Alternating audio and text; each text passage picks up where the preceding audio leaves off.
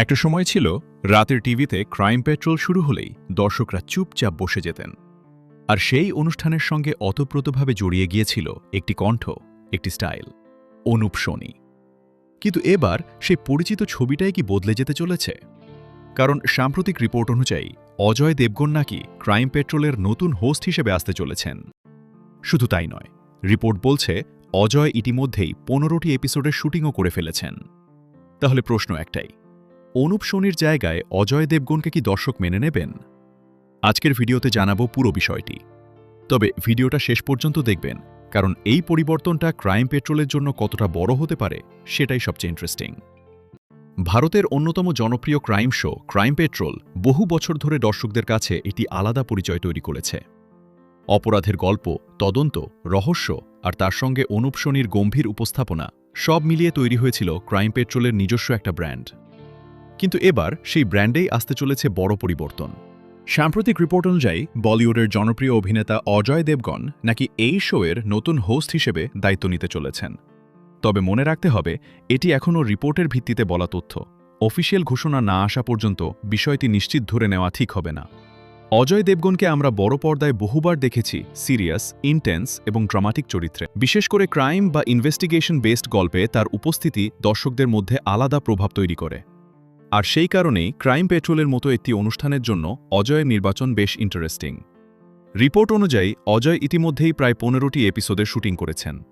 অর্থাৎ বিষয়টি যদি সত্যি হয়, তাহলে এটি শুধুমাত্র একটা ছোট পরিবর্তন নয়, ক্রাইম পেট্রোলকে নতুনভাবে উপস্থাপন করার বড় পরিকল্পনা হতে পারে।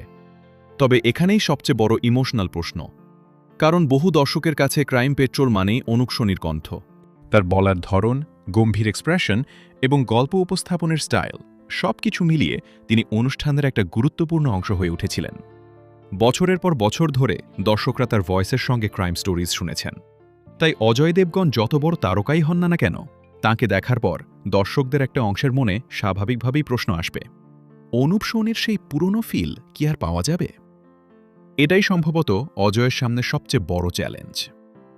তবে অন্যদিকে এই পরিবর্তনের একটা বড় সুবিধাও রয়েছে। অজয় দেবগনের বিশাল ফ্যান ফলোয়িং রয়েছে, তাই তার উপস্থিতি হয়তো ক্রাইম পেট্রোলকে নতুন প্রজন্মের দর্শকদের কাছেও আরও আকর্ষণীয় করে তুলতে পারে। শোয়ের প্রেজেন্টেশন, ব্যাকগ্রাউন্ড, স্টোরি টেলিং এবং ওভারঅল টোনে যদি নতুনত্ব আনা হয়, তাহলে পুরনো দর্শকদের পাশাপাশি নতুন দর্শকরাও যুক্ত হতে পারেন। আর অজয়ের ইন্টেন্স স্ক্রিন প্রেজেন্স যদি সঠিকভাবে ব্যবহার করা যায়, তাহলে ক্রাইম পেট্রোলের একটা নতুন আইডেন্টিটি তৈরি হওয়ার সম্ভাবনাও রয়েছে। তবে আসল পরীক্ষা হবে দর্শকদের রিঅ্যাকশন। কারণ একটা জনপ্রিয় শোয়ে হোস্ট পরিবর্তন করা খুব সহজ সিদ্ধান্ত নয়। অনুপ সোনি তৈরি করেছেন ক্রাইম পেট্রোলের একটি আইকনিক আইডেন্টিটি। এবার অজয় দেবগনের কাজ হবে সেই আইডেন্টিটিকে নকল করা নয়, বরং নিজের স্টাইলে নতুন করে রিইনভেন্ট করা। যদি তিনি সেটা করতে পারেন, তাহলে এই পরিবর্তন ক্রাইম পেট্রোলের ইতিহাসে অন্যতম বড় টার্নিং পয়েন্ট হয়ে উঠতে পারে। তাহলে আপনার কি মনে হয়, অজয় দেবগন কি ক্রাইম পেট্রোলের নতুন হোস্ট হিসেবে পারফেক্ট চয়েস, নাকি আপনার কাছে অনুপ সোনির জায়গা অন্য কেউ কখনো নিতে পারবেন না? কমেন্টে অবশ্যই আপনার মতামত জানান। আর এমন বলিউড ও এন্টারটেইনমেন্টের লেটেস্ট আপডেট পেতে চ্যানেলটি সাবস্ক্রাইব করে বেল আইকন প্রেস করতে ভুলবেন না।